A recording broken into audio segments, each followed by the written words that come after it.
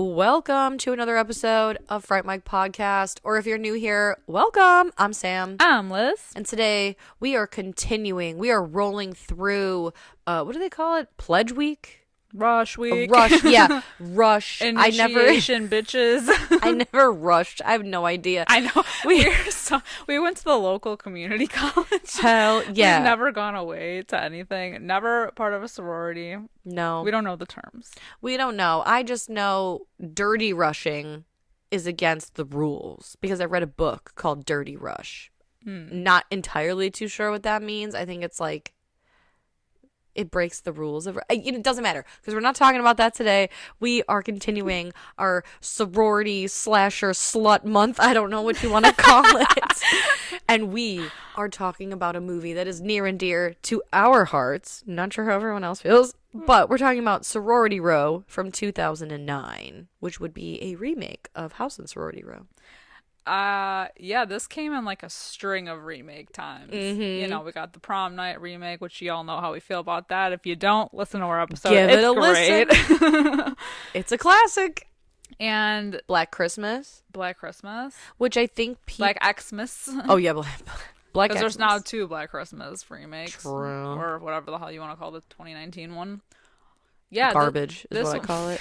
Right. This one came in like a string of remakes, and I enjoy this one. I do too a lot. I think it's a time capsule because I know you and I graduated high school in 2009. Mm-hmm. And so in a lot of ways this movie feels very like it how do I say this? Because when I watch this movie, I'm transported instantly to 2009, but in a way that feels so organic versus like forced. Yeah. Like when movies have like an 80s look to them, but they're not like in the 80s. Exactly. Or like a 90s look, but they're not like, they're not from the 90s. Yes. Like the aesthetic is off. The aesthetic, yes. Like this movie, we don't get like an over, I don't even know how to describe it. I just know that when I watch this movie, I feel like I'm in high school again. It feels very like, oh, I'm back in my youth. Like the, not even slang necessarily, but like the, our main, like, sorority baddie, Jessica, when she's like, oh my God, add me on Facebook. I'll totally confirm. And I was like, ooh. But that was me at one point. But that was me. Like literally like, oh my God, find me on Facebook. Friend request. Yes. Literally, I will add you, girl. Like right on my wall. Fucking. Oh my God. And what was it like? What do you do? Pinch people on Facebook? Poke. Oh my God. Jesus. Do you remember when like, and I don't know why I'm saying like, do you remember? Like this was literally like, not even that long ago, but like when you would like comment on people's wall and you would like converse with them and everybody could see everybody who you followed or like followed you or whatever, everything was like open. The worst. They didn't have like DMs, right? Unless you wanted to do like Facebook Messenger, but it wasn't that newer. It was like a chat feature. It wasn't like, now there's a separate app. There's a messenger app. Okay. Whereas like before, remember, it would pop up on the bottom of the screen, just kind of like, basically kind of like AIM. Yeah. But for Facebook. Because I remember having tons of chat windows open. Mm-hmm. And it was so fucking weird.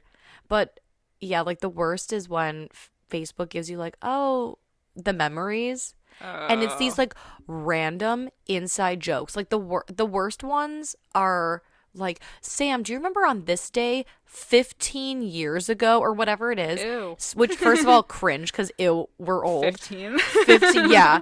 But then it's like, it's weird shit where it's like, clearly it was something that was like an inside joke from like I watched The Soup a lot when it was on E, and I don't even know if anyone listening is old enough to know The Soup with Joel McHale.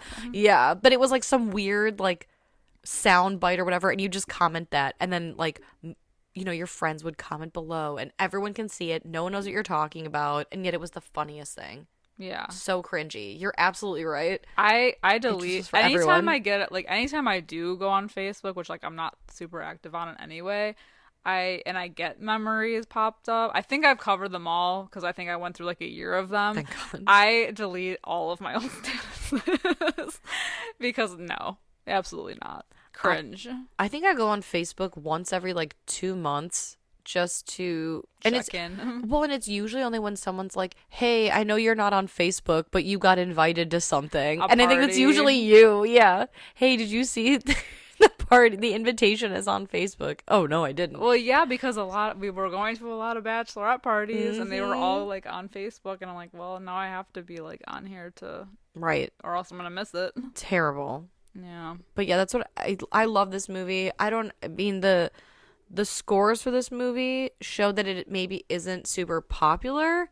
But I know you and I are fans of this. I don't know if like nostalgia plays into it, but I think it's like a really fun slasher movie. Yeah, similarly to how I feel about Black Xmas or Mhm. Black Christmas 2005. 2005, I think. Yeah, I think So 2005. that one came before this. Mhm. Okay. Yeah, it's similar. It's the same way I feel about that movie. Like this one is a little more lighthearted because there's like more jokes. Yeah. But like I feel the same about both of them. I enjoy them. Love the vibes. For sure. Now, people had been comparing this to Black Xmas 05, saying that they think Sorority Row is a ripoff of Black Xmas, having taken place in a sorority house over the course of, I mean, like essentially one night, getting picked off one by one, and where like Black Xmas has the eyeball fixation, this movie has a more oral fixation. If you notice, a lot of people die by mouth trauma, whether it's getting a wine bottle or a knife or a flare. And then what was the other? Oh, and then a house mother, a strong house mother character that ultimately meets their demise in some way. But I did not ever make that connection. I feel like they both stand on their own and have different vibes.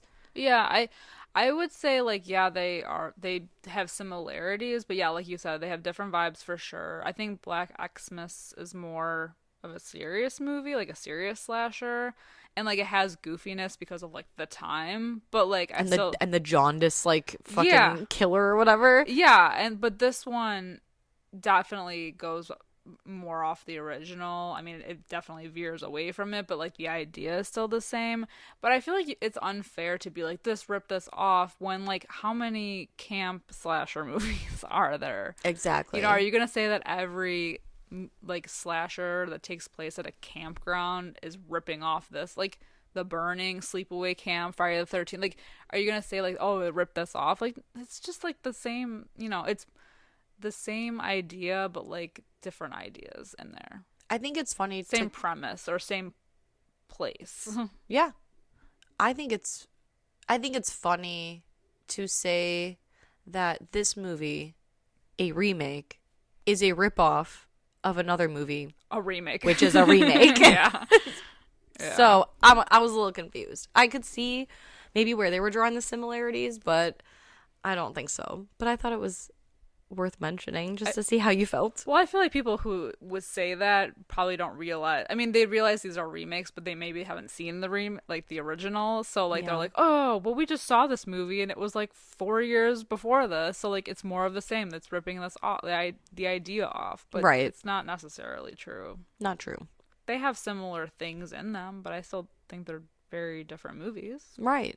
Well, and I think too, like obviously Black Christmas is a Christmas vibe movie. Yeah. And I don't ever associate Black Christmas with this movie. And I've watched both of them multiple times. I saw both of them in the theater when they came out. And when I saw Sorority Row back in 2009, my first thought wasn't like, this feels oddly familiar. I love, like, because you and I never went to a traditional like university. I don't know what rush week is like. I don't know what sorority life is like. And I just feel like watching this movie, it makes me nostalgic for a time and place that I don't know, but yet I feel so familiar with. Yeah. I don't know why. Whereas like Black Christmas, it's just like, to me, it exists in like this is a slasher movie that is kind of dark, except for like the goofy like killer stuff. But like, it's more dark in nature. And although I know it takes place in a sorority, it doesn't have this like sorority feel like this one does. Yeah. I don't know how to describe, like, I don't know what I'm trying to say. They seem older in Black Christmas. Yeah.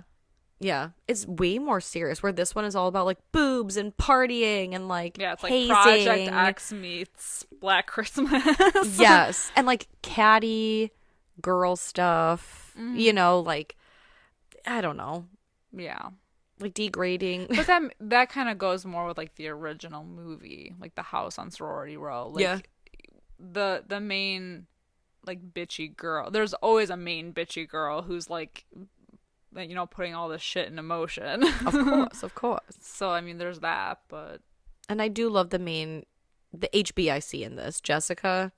yeah, She's a bitch for sure. she's but a bitch, but she's funny too. She's so funny. I love her line delivery. I just love her attitude. I think she's gorgeous. Also, the only thing I hate is that she has an affinity for gigantic Wilma Flintstone baubles around her neck. Yeah, what's up with that? I don't know. She's wearing like gigantic pearls in every scene. Yeah, that's real Wild. weird. Just before we get into it, because I know you already kind of mentioned the scores, currently has a 5.1 out of 10 on IMDb. It has a 25% on Rotten Tomatoes. Ooh. Okay. It's a shame. I guess people don't feel the same way that we do, and that's fine. I know. But How can you say that about a movie that stars Carrie Fisher? ah, Hello? Brianna Evigan, Step Up to the Streets. Hello? Audrina Patridge, The Hills royalty. God, Hello? it was such a time. Rumer Willis. Queen Jamie Chung. I love her. I She's know. so pretty. What's the Jessica's name? Piper something? Lee Pipe? I don't know, something. Yeah, I'll have to I look it remember. up. I'll look it up later. But Carrie Fisher, though. But Carrie Fisher, Queen Carrie Fisher. House mother, wielding a shotgun. Love. You love to see it. Mm-hmm. So great. One of the best moments in the movie. I just there's an active killer in the home, and she's running around with this shotgun saying, "You think I'm afraid of you? I run a house with 60 crazy bitches." Real. For real. Can you though. imagine when the cycles sync up? Get out. Oh, so great. Oh my god, I know. I love that. And also Andy, who plays Brianna Evigan's boyfriend in the movie, he was in Cry Wolf.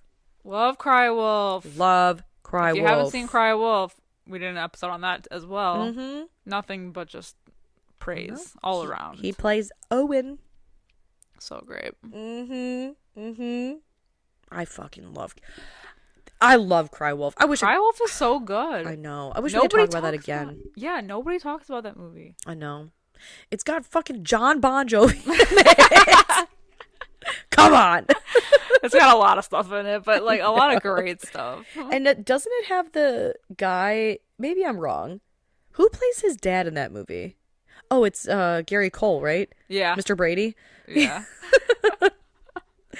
Okay, anyway. So good. Back to Sorority Row. God, the 2000s, man. I know.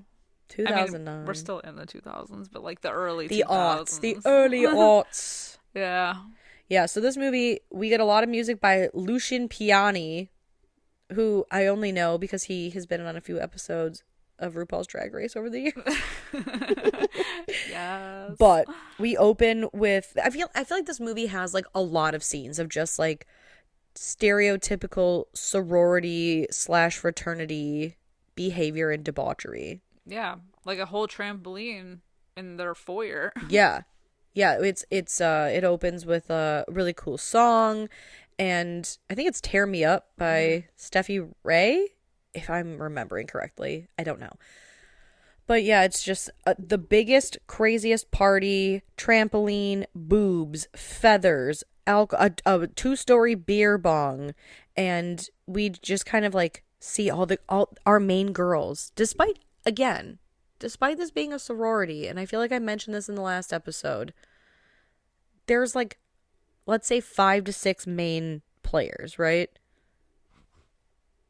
Who else?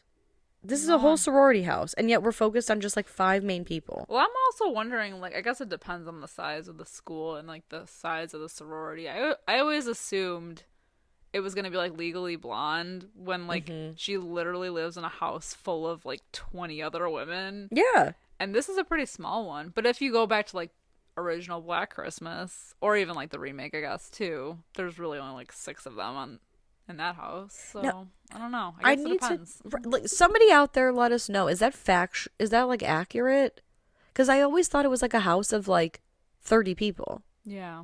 30 to 40 people. Like, I know it's exclusive, like Greek life, you know, tons of people rush and only a select few make it into the home. But I think there are, though, more, because even like the shower scene, she said something like, "Oh, why are you showering in the senior bathrooms?" It's like someone younger. So I think we're just following these like 6 girls or whatever, but there's more people that are living there, which I appreciate that they show in this movie, at least. Yeah.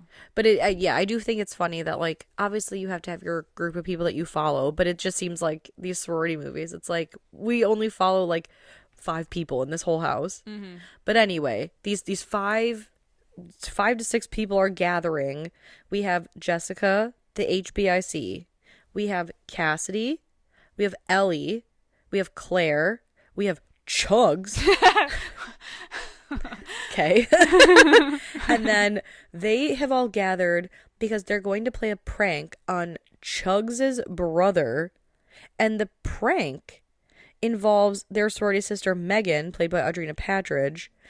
Now, the prank, I don't find to have aged well.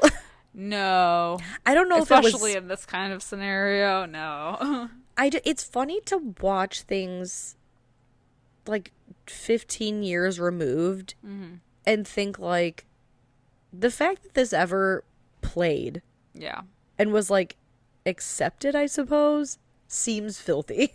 Yeah, but I mean, like, you could also say that about like movies from like the 80s. Oh, true. You know, and like racist Disney stuff from back in like it's weird to see like.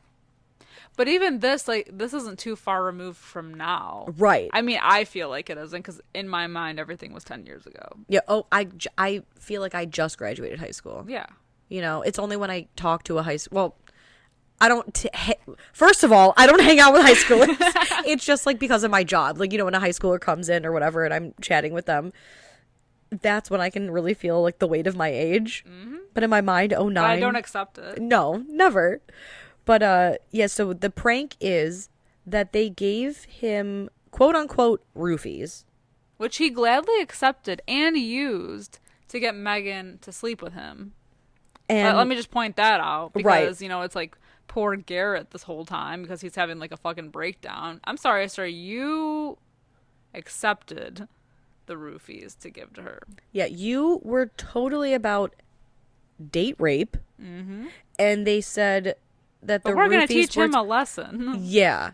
You're like, oh, because they're basically pranking him because he cheated on Megan with a tri-pie who's, according to Claire in the movie, their tagline for their sorority or fraternity or whatever it is we'll try any pie.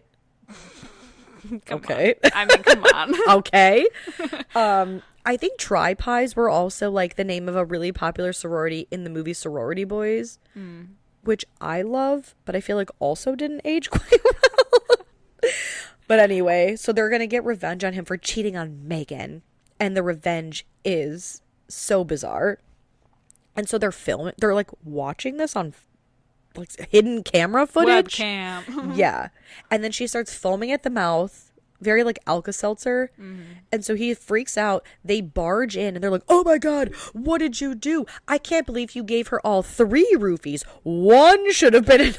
Yeah. This whole thing is so bizarre. Like faking her death, being like, we need to get her to the hospital. But then by the time they get in the car, it's too late. And now we have to get rid of the body. And I know the place for it. Yeah, I know, just the place. They're literally laughing in the car. Like, they're laughing about this in the car. And then they take her to, it looks like a mine shaft, but I think it's a well. I think it is a mine. Like an old mining site right? that they were like digging up. But there is a well there. There is a well. And they, basically everything is lit by like the headlights of Jessica's SUV. And they're like, oh no, the body's gone cold.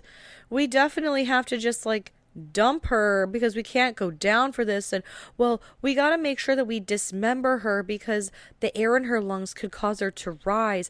Let's split up and look for sharp rocks. Meanwhile, Megan on her Megan, sorry, I said that. So Megan Megan has her flip phone somehow like perfectly recording her.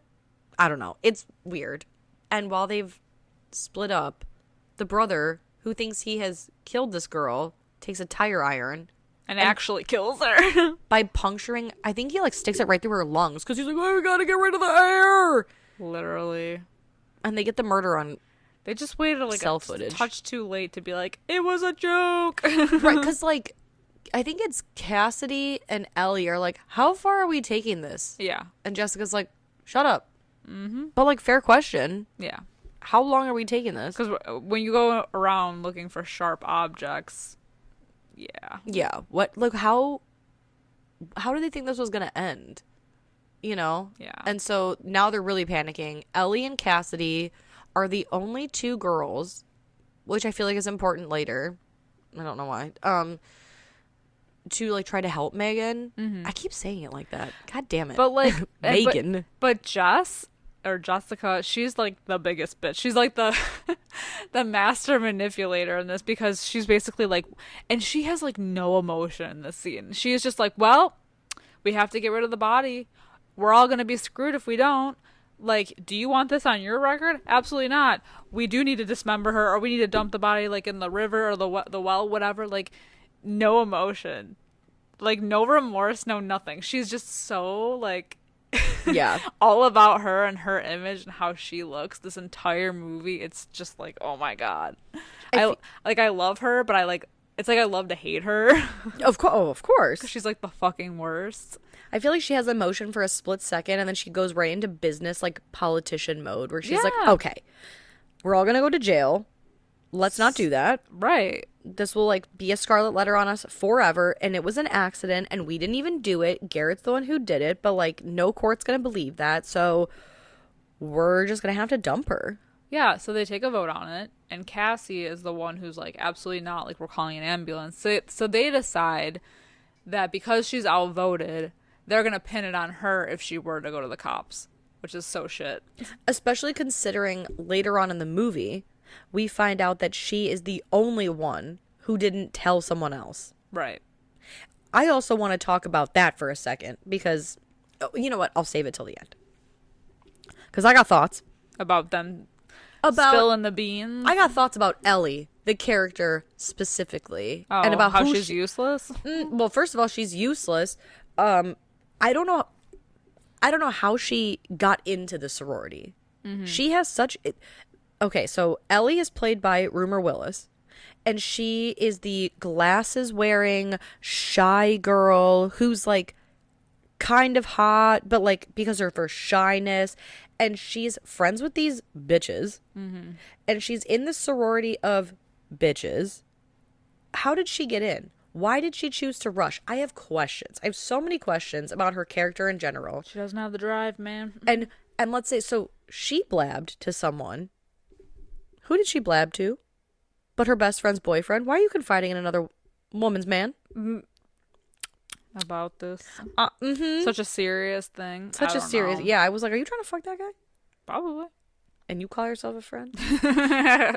What a bitch. Right. But anyway, like they're, she's like, oh, what about the bonds of sisterhood? It's like, I forget what the slogan for their sorority is, but I just know like the last two are like secrecy and solidarity. Mm-hmm. And so in secrecy and solidarity, they agreed to keep this a total secret. Cut to 8 months later. No and one it's has graduation. kept it a secret. And everybody has blabbed. Yes, but we don't know this yet. No. It's graduation day. But all we do know is that it's graduation day, but they're still sticking around throughout the weekend to have like one last going away party. And Cassidy's boyfriend, Andy, is the valedictorian. And Jessica's boyfriend, I don't remember his name, Kyle? Yeah, Kyle. He is the son of a politician, I believe. And Kyle is also going to be a future politician. So Jessica has to like really be on her shit. And then Claire has a boyfriend too. His name's Mickey. It doesn't really matter. But what we do need to know is that Cassidy, since the Megan incident, has distanced herself from almost all of her sisters. I believe her and Ellie still keep in touch. But Andy is basically trying to coerce something out of Cassidy and like talk her into not going to this thing, but she has to go. And then I believe they have plans to go away for the weekend, right? Yeah. Or for the summer? The weekend? The summer. Something. And so she goes to Theta Pi, her sorority house, and Jessica gives a speech about like graduation, blah, blah, blah. And then as she starts to speak about Megan and her quote unquote disappearance, we see, is that Megan in the crowd? The ghost of Megan? No, it's her sister Maggie. And Ellie does what she does this entire movie. Screams and faints. Yep, she's like one of those fainting Cowers. goats. Yeah. She is a fainting goat. It's so annoying. Every little thing, she's just like, ah! And not only that, while they're all freaking out, like, they're so mean to this girl. Who, Maggie? Maggie. Yeah. Who's just, like, kind of like, oh, I wanted to, like, attend the party in honor of my sister, because, like, she would have wanted to be there. And they're all like, you can't come. You can't come with us. It would break the, the rush things, because she's like, I'm thinking about rushing Theta next year. Yeah. They're like, oh, no, can't do it. Which I think is, like, a dirty rush thing, because I think rushing is all about, like, bidding or something, and you can't really, like, show favoritism. I don't know. I read that book so long ago, but yeah, poor Maggie, whose sister they covered up the murder of, and were partly they're so damn rude. I know. First of all, they think it doesn't matter. Yeah, so they tell her no, she can't come to the party because it would violate chapter rules or some shit. But that there's going to be a big ass party. And then I think it's around this time They get the text. The tire iron text. Dun, dun, dun. The one that Garrett used to stab Megan. Except, does the tire iron in the photo look pimped out? It is. Okay. I think they even say that later on in the movie. Like when one of them finds a body and it's like, it looks like he was stabbed with a tire iron that got like something added onto it. Yeah. Yeah, because Jessica's like altered. Is it the tire iron? Is it the same tire iron that killed Megan? And then Cassidy's like, you make it sound like the tire iron itself killed Megan. And she's like, okay, thanks, fucking grammar police.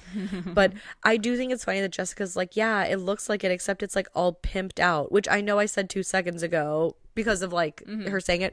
But I think the term pimped out, that feels very like 2000s. For sure. I don't think people say that anymore. No. Pimp my ride? Like, oh shit, the pimped out tire iron? Yup. Yeah. But they suspect it to be Garrett because they're like, who else? Like he's probably playing like a prank on us. Yeah. Which is like in poor taste, but whatever. And I think it's also worth noting, only because it does come into play at the end, that Mrs. Crenshaw, aka Queen Carrie Fisher, the house mother, she gives all the graduating girls a bracelet that has 20-something links for the 20-something girls. Probably. And the only girls to wear the bracelet are Ellie and Cassidy. Again, the same 2 girls who attempted to help Megan. Everyone else is like, ew, gross. So then I think now we get more scenes of like them getting ready for the party, right? Yeah, they're like doing some prep. And Chugs is like, ugh, I gotta go to my therapist's house because I have to have sex with him to get pills. She's like a I'll hot be mess. back. Yeah, she's like an alcoholic. She is trying to fuck freshmen during their orientation. She's just like, oh man, my vagina's real cold. You want to warm it up? I love that the one kid's making out with her and he's like, you taste like vomit. And she's like, oh, it's cool, but I brush my teeth. Like, we're cool. And so she goes. Now this scene is so great. This will be the second rape mention though of the movie, at least that I caught, because first there was the roofies with Megan, and then she walks into her therapist's house and she's like calling for him, in which she finds him like chained up to the bed or tied to the bed, like I guess he's handcuffed, right? Yeah. And she's like, what the fuck? And he's like, oh, it was the previous appointment. I can't find the key. But you'll have to, find it. And she goes to the bathroom or something. And it does that fucking mirror thing where she opens the medicine cabinet, closes it. The music's suspenseful. No one's there because the killer, who is in the house, has killed the therapist. Yup. And then when she comes out, she does not see the pool of blood that's formed next to the bed. And so she's calling out to him and she says, I don't have time for catch me, rape me. Why is this movie like, I don't know. I don't know why rape is like a thing in this movie. It's like a jokey thing. Yeah. I don't know either. I just contributed to her being like a little messed up. Yeah, well she's a mess. She's a mess, her brother's a mess. But she drinks out of a wine bottle. Oh, this is so good. This is like the... Oh. It's great. I think it is probably my favorite kill of the movie. Oh, it's great. Because you feel it. She's chugging on this wine bottle, and out of nowhere, someone just jams it into her mouth further, and like then presses it again, and you could hear like the crunch and like the gurgling and the gurgle, and so she's like gurgling up blood into the bottle. And then to make things even worse and really solidify the deal, she gets her throat cut. Oh, and it's the gurgle noise that happens after. It's just like oh, it's so, dare I say, satisfying. Raw. Yeah, that shit. I still remember the impact of seeing that for the first time. I just was like, holy, I'm never drinking out of a wine bottle ever again. It's also ironic that she died while chugging a bottle and then started chugging. And her name is Chugs. And her name is Chugs. Yeah, it's crazy. Enjoy the podcast, like what you hear, and you want to hear more? Well, you're in luck. We have a Patreon. That's right. If you don't know, we talk about new movies on our Patreon. We do monthly rewinds so that way you can find out what we are watching between our main episodes. Sometimes we craft spooky cocktails to match our theme of the month, and watch parties galore. So much fun over there. Head over to patreon.com/Fright Mic podcast to check that out. Again, if you want to hang out with us a little bit more, then support us over on patreon.com/Fright Mic podcast. And we'll love you forever. Okay, bye. I don't really get this whole... I get that, like, Jess's boyfriend is, like, gonna be this... it's like, he's the son of a politician and he's gonna be important. But, like, she has that weird meeting with his dad, like, where she's meeting him for the first time. And he, like, threatens her. And it's, like, all so weird. I don't get that. I feel like this conversation is, like, a very stereotypical, like... oh, my son Kyle, he's gonna be a very important person, and me, I am a very powerful, important person, and I don't want there to be any secrets. Like the threatening thing, and then when Kyle shows up... Which makes me think that he knows, too. Of course he does. Because Kyle knows. Yeah, of course he does, because good news travels fast. Bad news travels faster. But you think that he wouldn't be that way toward her, because if he is in a position of power, he probably has some kind of say, and he could probably cover things up for her. As people in power do. I'd like to know, because she was obviously dating Kyle 8 months ago when the murder happened. Mm-hmm. I'd like to know why nobody had a better... idea, like, I guess a trail of thoughts is to be like, okay, this was a prank gone wrong. Let's go to the, like, I don't, like, I guess I never know what I would do in a situation like that. I would never be in a situation like that. Right. But if you had connections to someone who could bury the lead, so to speak, why wouldn't you fucking do it? Yeah. Instead of just being like, we take this to our graves. Right. Especially because they end up telling like everybody anyway. Right. Because no one can keep a fucking secret. Right. You know, I don't know. But yeah, this whole like scene, and then like when Kyle shows up and he's like, sorry, I'm late. And his dad's like, oh, her and I were just having a very wonderful chat, wink, wink. I hate this like cliche, like low key, high key threatening, but then being like, oh, we were just chat. She's a wonderful girl. I hate this shit. I don't know why. It always plays as just like, this would never happen. No. You know? That's why I don't really like that part of the movie, like that little It feels side unnecessary. thing. Yeah, because it's like, it's one thing for her to be like, I'm an honor student, and like, I want to make sure that I get into like this prestigious school, and like leave it at that. Like, why does there have to be this whole other thing? Yeah. I guess it's just another way to like, we have another suspect of a killer, and it might be Kyle. Right. Kind of thing, because of like how important he's supposed to be. I think the actress's name is Leah Pipes. That just came to me just now. Oh, okay. I just had to say that. It was like word vomit. Yeah, I feel like this whole scene could have been cut out because it ultimately doesn't do anything No. at all. And like later in the movie, we get another cliche line from Kyle when he's like, do you have any idea who my father is? Oh my God. If I had a fucking dollar for every time I heard that in a movie. Yeah, she does have that really good comeback though. When what does he say? He's like, my dad is like super powerful, and then she's like, I guess I'm fucking the wrong guy then, or something. I'm like, oh shit. Gooped. Yeah, good for her. Good for her, honestly. But she goes back to the house, and they're still doing party prep, and she decides to hop in the shower, and this is when her and Claire, I believe, are talking in the shower about the murders in an open shower room where another classmate hears. They don't know she's there, but I mean, come on. Right. And it just so, I mean, lucky for them that the two of them leave the shower, and there is so basically what happens is while Claire is about to leave the shower, someone who is not a senior makes a comment about how she needs a wax. She's like, waxing's not just for floors. So Jessica overhears and is like, stop talking about Claire's bush, go to your own bathroom and drop your towel. And she's like, do I have to start doing stall checks? Well, there's an underclassman, I suppose, or not a senior, who's hiding in one of the showers.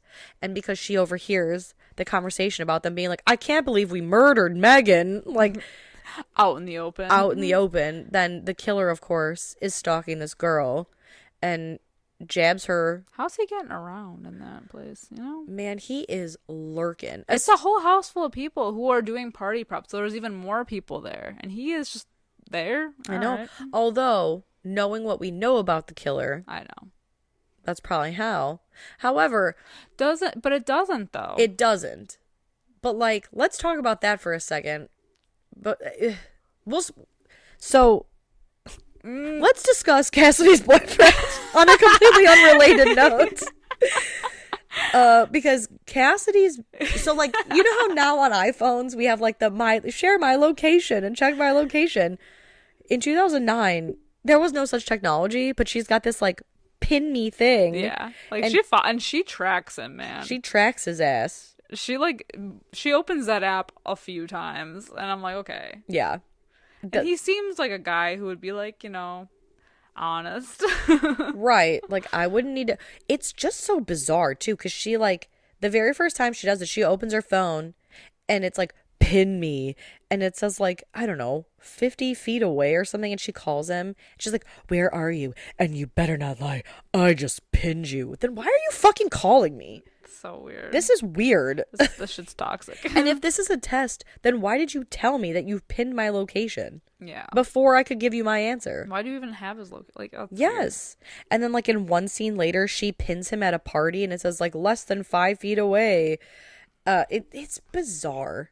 Yeah. It's bizarre, but yeah, it doesn't explain some things. And I guess, yeah, I don't know. We'll get there. Yeah. We'll get there. Back to the We're about to drop it all, man. Just jump right to the 1, 2, skip a few. We're at the ending already. Really breaking the shit down. Is. But so while they're doing the party setup, I think this is where somebody's like, "Oh, Ellie, you're so fragile. Why don't you go into the basement? The boiler room ass basement." Yeah, Home Alone meets Nightmare on Elm Street fucking basement. And while you're down there, why don't you hunt for 10-year-old vodka that may or may not be laying around? And so all of this basically leads to a scene where Ellie finds part of the bloody coat that they threw down the well with Megan's body. And there's red herrings all over this movie.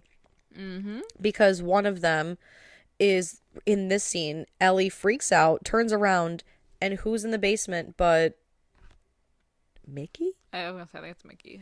And she's like, "What are you doing down here?" And he's like, "Oh, looking for you. I was told mayhaps you need my help." Mm-hmm. And she like scoots past him, and he gets that real serious look, and you're like, "Oh, he may be the killer." It's very Scream of them, you know? It is. It is. Like, damn it. I almost had her in the boiler room. And so, yeah, they're all like, "Oh, it could be, I think it's that Garrett kid playing a prank again." But then I think this is when they all get the clip of Megan getting stabbed. Yeah. Sent to their phones, right? Yeah. Ooh. And then they have a bubble party. Yeah. Let's talk. For Claire, by the way, dumping a boatload of Mr. Bubble in the jacuzzi. And I love that this jacuzzi thing becomes like the thing. A thing. Yeah. Because her idiot boyfriend Mickey's like, "Oh, I wouldn't do that if I were you. That's bad for the Jets." They literally have sex like in the middle of the day, in the middle of the party prep. In the yard. Yes. But then I love that later on in the party when he's trying to like dance on her and like grind on her a little bit. Like, no, absolutely not. And she's like, "Can you stop fucking touching me? God, why is it always about sex with you?" I don't know. Maybe because you just fucked my brains out in the middle of the jacuzzi. You just threw your top at him in the middle of the yard. Which Jamie Chung is so beautiful. I love her so much. I know. If she was like, "Let's have sex in this hot tub," I'd be like, "Oh, well, you're the boss." Say less. I know. Say so much less. Yeah. But so, yeah, the party's in full swing. And then isn't this where they're like, "Fuck it. We got to go to the mine shaft. We got to confront this guy once and for..." Oh, yeah, because they get that text along with the video saying, "This goes to the cops in 20 minutes or half an hour." It's like very short. There's a lot of things that happen because like clearly like the events of like these text messages happening are like weighing on them. Because there's at one point Claire is talking to Cassie about how she's like, you know, as sisters, we have each other's backs, and I'm just like so like I'm feeling all this regret about the fact that we didn't call the police that night, but like, you know, we have to stick together as sisters. But it's like, you didn't. Yeah, but you literally didn't. But you did. So like, come on. Right. It's fucking crazy. This whole thing reminded me of that scene in Legally Blonde where Elle Woods gets the alibi. Or when he's like asking her about the alibi or whatever, and she's like, "I can't give you that based on the bonds of sisterhood." And he's like, "Screw sisterhood." I don't know why this whole fucking movie just reminds me of like Victor Garber's line of like, "Screw sisterhood." Literally. Because that's what it feels like. I think they don't go. Mickey dies first before then they go. I think doesn't he? Oh, sorry. If you heard that was my stomach. Literally, it's like, blah, blah, blah. I can't remember because I think Mickey gets attacked by the killer. Oh, no. Oh, wait. Because the killer. Yes, you're correct. Because when they come back, everyone's gone. Yeah, he hears something in like the laundry shaft thing, and he like goes in there and like kind of flops in because he gets attacked, and then the killer like stabs through the wall. Yeah, well, because this whole thing happens because remember he's trying to like scam on those two young girls who were trying to sneak into the party, right? And he's like, "I got the wristbands, but show me your titties." And they're like, "Ew, you're not even hot." And like the killer's circling them, so he's like, "Thanks, dude, fucking boner killer." But he sees Ellie watching because I don't think we've mentioned this, but there is a wing of the sorority house that's under construction. Yeah. So now we get a whole construction thing, kind of like in Prom Night. Exactly. And so he sees Ellie watching from the construction wing window. Mm-hmm. Why is she there? And he's like, "Oh, don't tell Claire." Because he's like, grinding on Claire And like I had mentioned, she's like, why are you touching me? And she essentially breaks up with him. Yeah. Right? And so he's like, don't tell Claire. And that's when he goes to find her and he's confronted with the killer. And yeah, he like flops in that laundry chute trying to get away because his leg gets broken. Mm-hmm. Like the bone is out. And the killer, I'm still confused at how he's using this weapon because he throws the. I feel like it's like an army, like a Swiss Army knife. It is kind of a thing. Like that's what he has it rigged to. Like he has like it in drill mode that can go through like drywall essentially, because that's how he ends up killing him. It's just weird how like skilled he is because there's 4 sides of a tire iron, right? Mm-hmm. One of them has a knife. One of them has it almost looks like a grappling hook. Mm-hmm. And so when he throws and a corkscrew for parties. Yeah, for bottle service.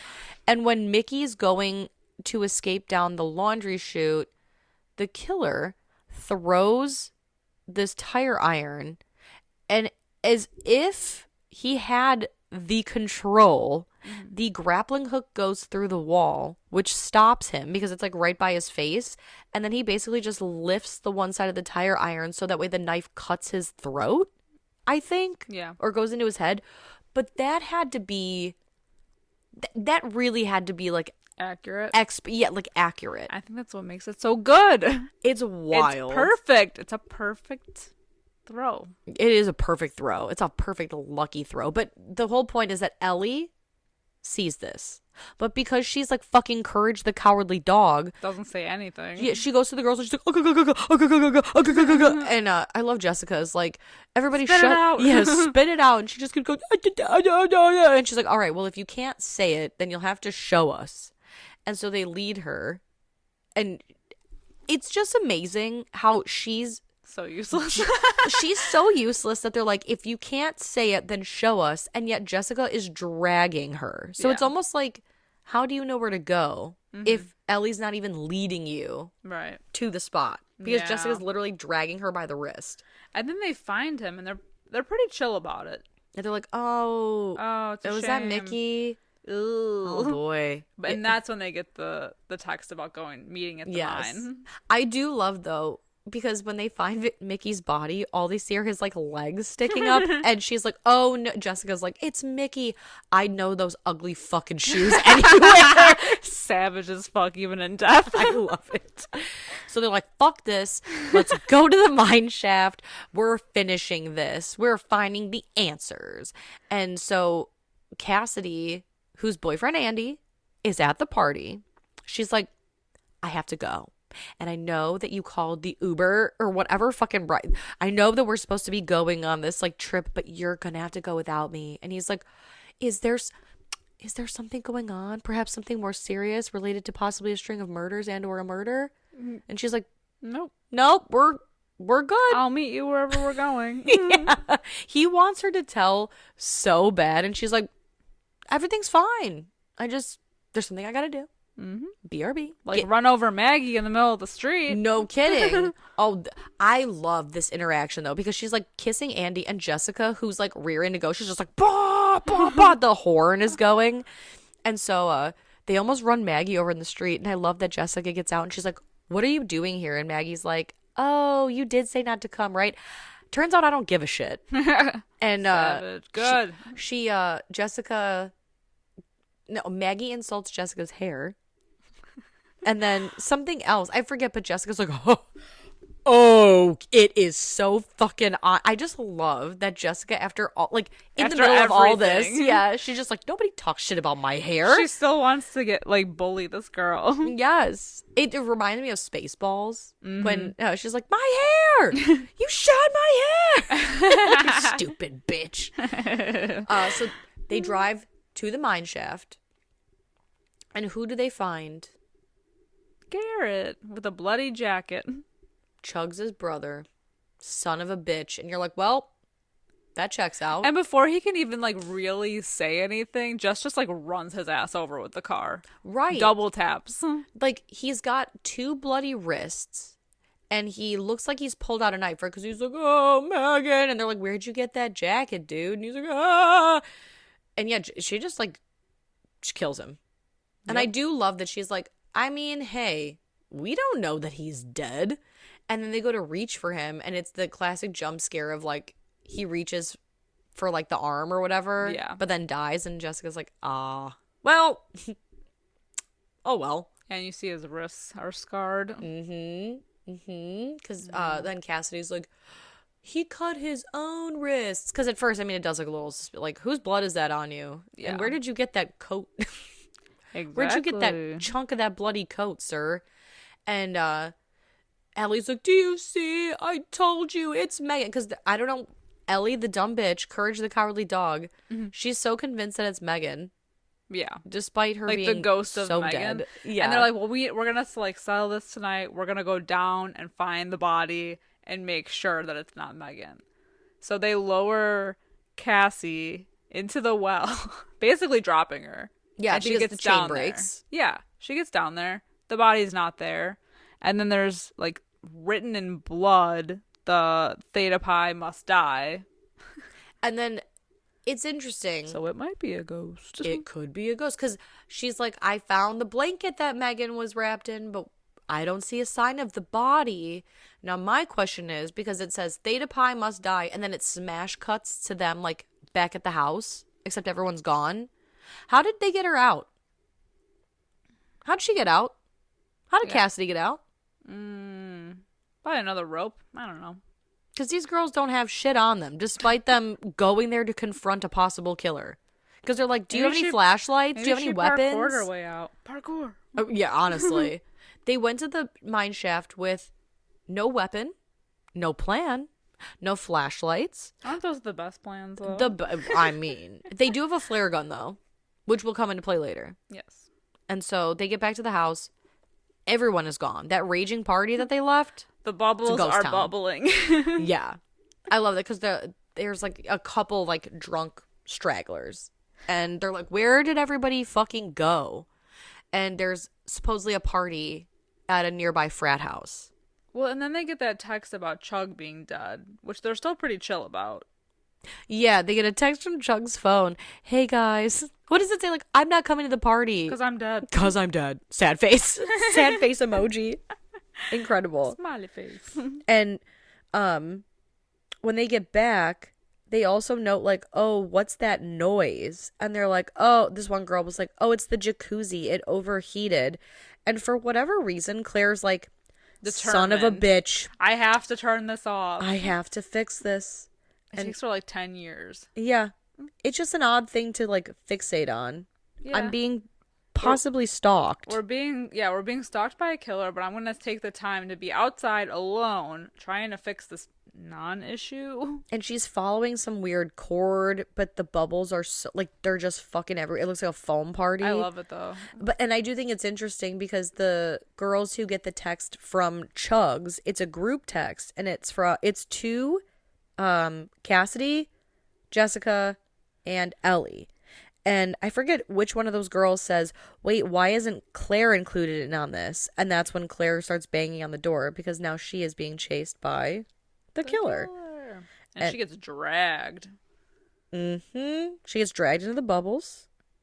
And I think Cassidy goes after her with a cane that I believe was on the original. Mm-hmm. It's like a bird on the cane or something. Homage. An homage. We love an homage.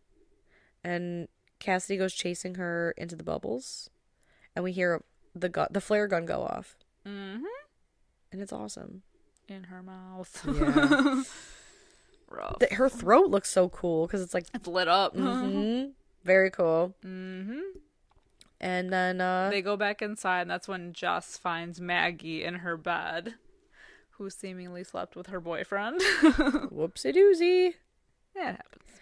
Yeah. I do love this part, though, because essentially they figure out, like... Okay, Jessica has to put her issues with Maggie aside because they hear someone in the house and they find out. So, like, Jessica grabs an axe and they're all, like, slinking down the hallway and they round the corner. It's Mrs. Crenshaw who hits Jessica in the fucking nose and she's like, it's me, Jessica. And she's like, I know. I've been waiting 10 years to do that. Bitch, I'm aware. And they're like, oh, there's definitely A killer on the loose. Just grabs the shotgun like a badass. Best part of this movie. Shotgun wielding Carrie Fisher. hell yeah. So great. And while Mrs. Crenshaw is down in the kitchen with the shotgun, Maggie, Jessica, and Ellie and Cassidy, they're all holed up in a bedroom. And I love that, like, they hear all the, like, shots going off downstairs.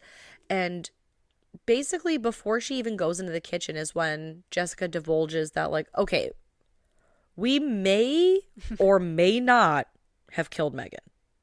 Jury's out because we don't know she's actually dead at this point.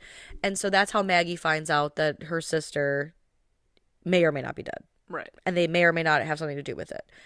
And so when they hear the shotgun blasts going off, Maggie, for some reason, is like, wait, my sister.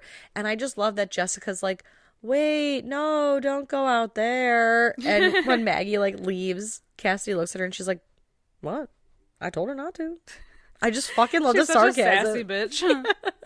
And they decide to go look for Mickey's phone to call the police because they don't have their own for some reason. Yeah, they've all lost their cell phones. Somehow. Which is, like, such a magical time when, like, it wasn't like everyone had their phone on them all the time and was just like, oh, no signal. It was like, what happened to your phone? I don't know.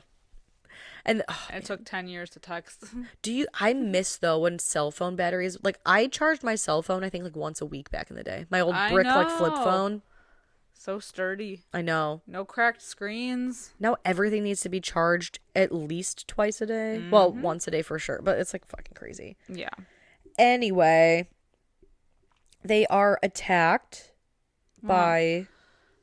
Oh, I guess Mrs. Crenshaw's attacked first. Yeah, and she dies, and it's sad, but she gets, like, some good lines in there, and I just still like, a badass. You think I'm afraid of you? I just still fuck. I love that every time. Know. I run a house with 50 crazy bitches. Yeah.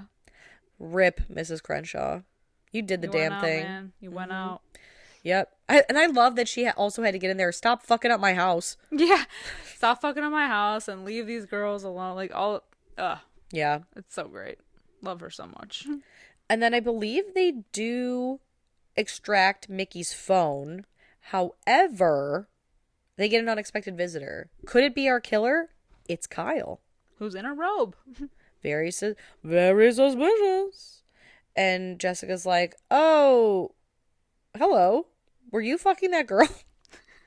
It just seems so casual. Yeah. And they get into a little domestic spat. And then they find Megan's body in the shower. Love it. Love it. It reminded me of the ghost ship reveal of the little girl in the closet. I love, and Jess has the greatest yes. line. Oh, is that Megan? She looks terrible. She looks like shit. So now we know for sure that Megan or her ghost, is not the killer. And they're hiding from Mickey. Nope, Kyle. Yeah, because Kyle attacks Cassie.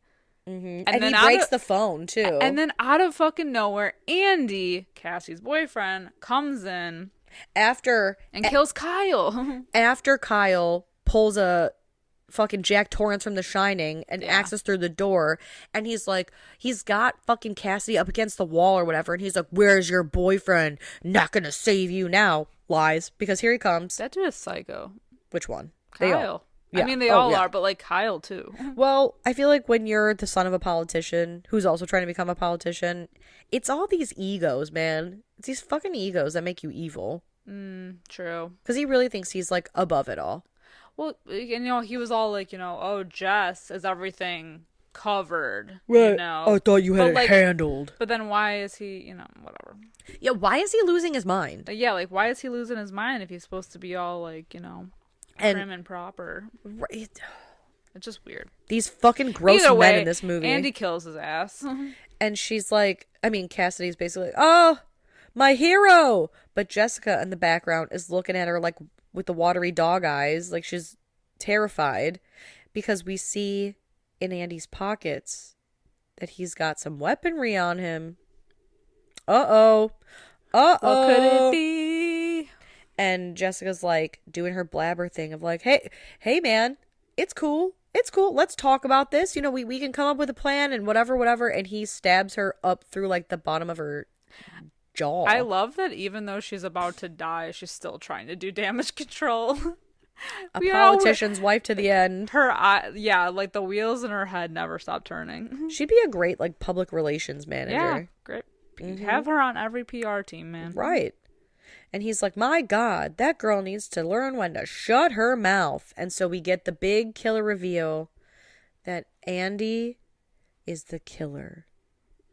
Dun, dun, and the question we had earlier is, how is he able to get around the house without being like seen, you know? Right. Because it's like, on one hand, oh, he's able to move freely about the house because he's Cass's boyfriend. Right. So makes sense. But a lot of the time he's supposed to be gone. Right, especially when she's pinning his ass. And like, I understand, like at one point she pins him and it says like 83 miles away. This is after she tells him like, go without me. Yeah. And so it's like that red herring thing of like, oh, well, it's clearly he's nowhere near the area. But it's still, yeah, he's like everywhere and nowhere all at once. Yeah, and his reasoning for killing is like he wanted to protect their relationship. So he wanted to get rid of any like loose ends in this whole situation with this murder because he knew about it, and like he's like, yeah, I'm gonna kill everybody who also knew about it, and like basically like tie it up with the bow. Which is crazy because in a lot of these places he had to be like right place, right time to hear like the shower conversation. Right. How he had to be like scamming on Claire, showering, because then Jess popped up to insult that girl who insulted Claire's bush. And then they openly were like, can you believe it's been 8 months since we murdered our sister Megan? I can't believe we did that. And we didn't tell anybody, just out in the open. Yeah. And then that girl happened to be hiding, so we had to kill her. What was he doing in the senior girls' shower room? What most guys are probably doing. I guess. But he went unnoticed, and that's the whole thing. I'm like, okay, whatever. Especially when you're wearing a robe and gloves, and you're carrying a tire iron. Right. Swiss Army knife. It's a bulky weapon. Yeah, it's a bulky weapon. It's a bold strategy. Let's see how it works out for him in the stunning conclusion of Sorority Row. The final act. As his girlfriend Claire, or not Claire, Cassie, is playing along with his whole like, yeah, we can ride off into the sunset together, but we do have one more loose end to tie up, and that is Ellie. We gotta kill her ass, which shouldn't be hard. Honestly. To be honest. She is the weakest link. So she kind of like leads him off into a different direction, and she tries to go help Ellie. And then there's a chase after he finds out that, she lied and everything. So there's a chase. Real quick, can we talk about how Ellie was like, I think while you guys go and hunt for a killer and or a way out, I'm just going to hide in this room. And she's like, I got to do something. She hides in the closet and just stands there. And it's like wide open. Her little feet are just like fully visible. The worst. Yeah, literally from like the knees down is visible. But yes. Worst. So there's like a chase scene because I think she tells Andy that Ellie's in the basement. But really she's in like that other room. Yeah. And so when they do see Andy again, they end up knocking him out. And then they go downstairs and then they see Maggie, who is, I don't know where the hell she's been this whole time, but she basically like there's a fire that's been started at this point. Because the killer, Andy, threw a Molotov cocktail at Maggie. That's what it was. Yeah. So and lit the house on fire. Yeah, so she's like trapped, so they have to figure out how to get her out. But now Andy has come to, and so now there's like a whole thing. Yup. And the reason I mentioned the bracelet earlier is because, like I said, Cass and Ellie are the only two to wear it, and Andy basically pushes Cass to a point where she falls through the floor, which is, I guess, like, weakened from the flames, right? And the only reason she doesn't fall to her death through the floor is because the bracelet from earlier is caught on like a nail or it's like snagged on something. And so she's trying to break free of it. And he's like, let's fuck it. I'm going to kill you right now. And what is he say? He tries to say some badass line or whatever. I don't know. But out pops Ellie with the shotgun. Yay, and she's like being useful. Yeah, for once. For the first time this whole movie.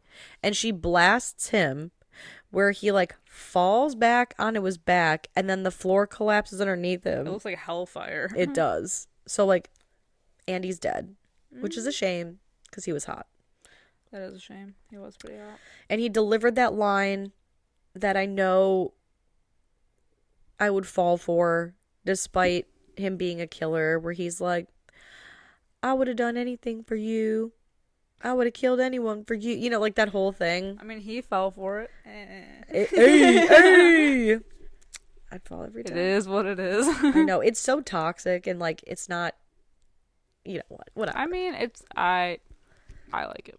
Right? But, you know. He was hot. He was damn hot. He was okay. He was hot. But anyway, yeah, they're gonna like fucking help Maggie. They're like, why don't you cover yourself in the curtains and run through the fire? So the three of them get the slow-mo walk out of the burning inferno that is the Theta Pi sorority house. Also, what is it? What was I going to say about that? Shit. Oh, the only reason I mentioned that Ellie was also wearing the bracelet is I do find it interesting, now that we've come to the almost end of this movie, that of all the sisters, Ellie and Cass were the only two to wear the bracelet, and they're the only two that survive, that got them. And of the girls killed, most of them, it was like an oral thing. Yeah. And they all kind of died in a way that kind of like relates to them, with like chugs with the wine, because she's trash. Right. She's just trash. A party girl, I should say. Yeah. And Jessica, who talks a lot and tries to talk her way out of a problem, gets killed in the mouth. That's weird. Claire with the like sexual. Gets like, a load full of flair. gets a full load. Yes. To the mouth. To the mouth. In the bubbles that she had sex in earlier. Yup. Very interesting stuff. But now what's more interesting is that after the slow-mo walk to Emergency by Amy something something. I used to have the soundtrack. That's the only reason I know. We see, what is it, 15 months later? Yeah. And our girl Maggie is now she's a sorority sister in Theta Pi. Full and sister. It's rush week. And so they just must have had like a rush, like they just had a party or something. And so they're all chanting like, Theta Pi says goodbye, Theta Pi says goodbye. While there are people gardening. And there's the zoom up, the last shot is slashed wrists on one of the gardeners. Garrett? Garrett's revenge. Oh, man. My real question with the ending is not, I don't give a shit if it's Garrett or not. I don't care. My question is, pretty damn dead to me, but whatever. 15 months later, they somehow have rebuilt. Yeah, completely rebuilt this house that like burned down. The fucking Winchester mansion that is the sorority house. And they have a full new chapter of, is it a chapter? They have a full new like chapter of girls. Yeah, like a new like class of girls that are like in the sorority already because they're rushing a new group. Yeah. 15 months later? A lot can happen in times. Wouldn't they have like gotten rid of that sorority? I feel like Maggie would probably still be in therapy. Right. But there she is, just head of the sorority. Right. Yeah. It's fucking weird. And I love this movie so much. Yeah, and I love him for it. Yeah. It's great. It's fantastic. It's just so fun. It is. It's lighthearted. And there's a lot of like campy. really funny one-liners that are great, and so I don't get the hate. Yeah. You know? Jessica has so many good one-liners. She does. I feel like other than maybe like the rapiness. Yeah. The things that didn't age well, but then there's things that are just like nostalgic for us, and that really like worked for me. But there's also, you know, I guess the things that didn't really land well. Yeah. Nowadays. Yeah, but I still love watching this movie. All right, so what are you gonna rate it? Well, it's tricky because it's one of those movies where it's the nostalgia thing, but it's also like, you know, like it's not a great movie, yes, but it's a great fun movie. So I'm gonna say like 3.75. God damn it! I was gonna say that. We're so simpatico. because I'm like this isn't a 4 out of 5, even though it's fun. Right. like objectively, it's not a 4 out of 5, but it's a really fun movie. It is. And so I feel like 3.75 is right. It's so weird. Like, I wonder what it's like to be, let's say, a 15 or 16-year-old Watching that now today. Yeah, watching this now. I don't Like, what know do they any. think? Well, thank God. Yeah, but I'm like not even like in my family. Yeah, true. Oh yeah, true. Like everyone's older, so it's like I I'll haven't- never know, I guess. I was say I think I have like my cousin. Is she 18 or 19? So it's like even too old. Mm-hmm. I'm just curious. I guess I was 19 when this came out. I'd be curious to know what she thinks of this, because she was born 4 years before this movie came out. That's crazy. Ew, I know. I don't like thinking about it. That's weird. Yeah. I don't know. This is a fun movie, though.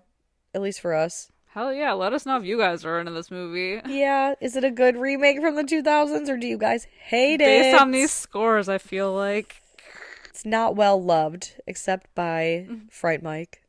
But let us know what you guys exactly.